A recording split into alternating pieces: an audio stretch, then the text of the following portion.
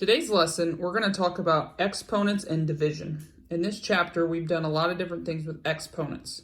We've talked about what to do when you have negative exponents, when your exponent is 0. We've also talked about what to do when you are multiplying terms with exponents. Today, we're going to talk about what happens when we're dividing things, dividing terms, and there are exponents. When we're talking about this lesson, we're typically talking about fractions.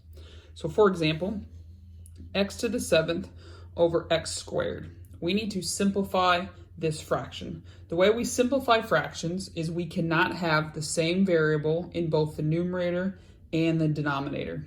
Okay, you can never have the same variable in both the numerator and denominator, on top and bottom.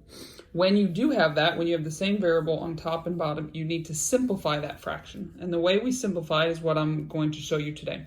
So when you have the same variable or the same base on both the numerator and denominator, okay, I want you to think of it like this. So on the numerator, on the top, how many x's do we have? 7. So if I were to write it out, it'd be x times x times x 7 times. Okay, so I have 7 x's on the numerator. On the denominator, how many do I have? I have 2. So on top, if I were to write it all out, I have 7 x's. On the bottom, I have 2. Now, the rule says that we are allowed to cross out terms on both numerator and denominator if they're the same and we're multiplying. And we're multiplying on the top and on the bottom, and we have the same term, which would be x. So in this case, these x's can cross out, and these x's can cross out. So what do we have? We have 1, 2, 3, 4, 5 x's remaining on the numerator, or on the top. So in the answer, it's going to be x to the 5th on the top over, now how many x's are left on the denominator? None. So there's no x's down there. So we just leave it as a 1.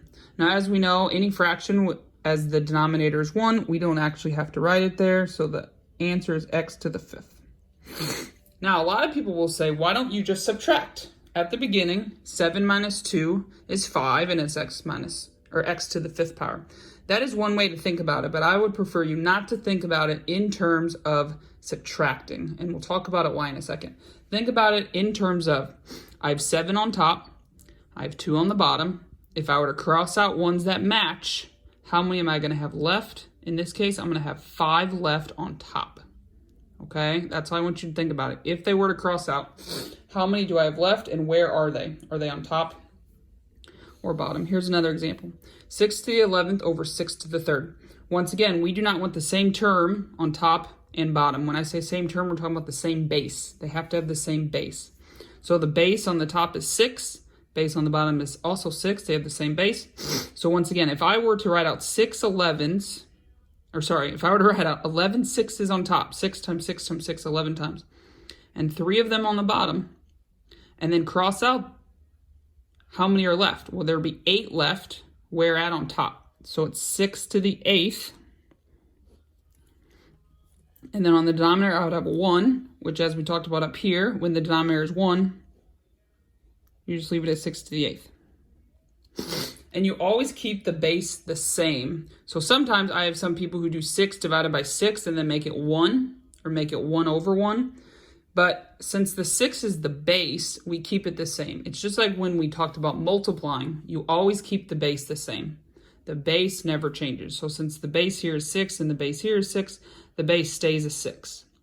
But if I have 11 6's on the numerator, and I have 3 6's on the denominator, and I were to cross them out, the ones that match up like this, that means I have 8 left on the numerator. All right, so let's look at another example. X to the 5th over x to the 7th. Now in this case, I have the same variable on both numerator and denominator. I have an x on top and an x on the bottom, and we cannot have that. We can never have the same variable both places. So if I were to write them out, I have 5 x's, I have 7 x's, and cross them out. I'm going to have 2 extra x's, where at? On the bottom. So in this case, if they were to cross themselves out, the matches, the partners, the pairs, however you want to look at it, I'm going to have 2 left on the bottom. Now, what's left on top? Nothing. So we put it as 1 over x squared. And that's my final answer. So the way you need to think about it is, if I were to write them out, I'd cross out, where do I have the ones that are left over, and would that be on top or would that be on bottom? In this case, I have 5 extra x's on top, so that's why x to the 5th one on top. Here I have 2 extra x's on the denominator on the bottom, so that's why the x to the 2nd one on the bottom. So wherever you have more of, that's where it goes, either the numerator or denominator. Let's look at this next example. 4y to the 6th over 14x to the 8th y. So the way to do these is really to break it down. So the first thing we want to look at are the coefficients, the 4 and the 14. So all you're going to do is simplify that fraction like a normal fraction you learned how to do in junior high. Just reduce it. What goes into those two? 2. Divide them both by 2. You get 2/7. So if they're coefficients, you just have to reduce it like normal, just a traditional fraction. So now I see x to the 8th on the bottom. Do I have any other x's? No. So we're going to leave the x to the 8th on the denominator. In this case, it's going to stay with the 7. But what do I have? I have a y on top and a y on the bottom. We do not want that. Remember, you never want the same variable on top and bottom. If you ever have the same variable on top and bottom, it is not simplified. For it to be in simplest form, you cannot have the same variable on both numerator and denominator. So in this case, I have 6 y's on top. I have 1 on the bottom. So if we think about what we did up here, if I have 6 on top and 1 on the bottom, I have 5 extra where at? On the numerator. So I'm going to put y to the 5th on top. And that is my final answer. How do I know it's in simplest form?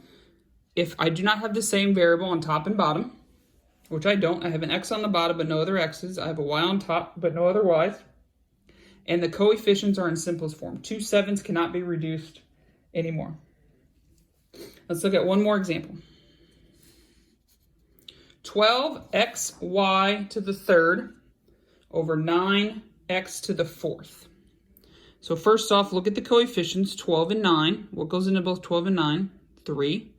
If I reduce those down, I get 4/3. All right, well, now let's look at the x's. I have an x on top and an x on the bottom. How many x's do I have on the numerator? 1. Because remember, there's a little 1 here. How many x's do I have on the denominator? I have 4. So I have 1 on top, I have 4 on the bottom, which means I have 3 extra on the denominator. So that goes on the bottom. I have 1 x on top, I have 4 on the bottom. That means I have 3 extra on the denominator. Now I have y to the 3rd. The thing is, I don't have any other y's, so we just leave it where it's at. So 4 over 3 is in simplest form. Remember, the coefficients have to be in simplest form. And I have a y on top but no y's on the bottom. I have an x on the bottom and I have no x on top. So remember, for it to be in simplest form, the coefficients must be simplified all the way. And you cannot have the same variable on both numerator and denominator, which on this one I don't. So there you go. There's exponents and division. The next lesson we're going to combine exponents and division with the other lessons that we've been doing. So multiplying and negative exponents as well as 0.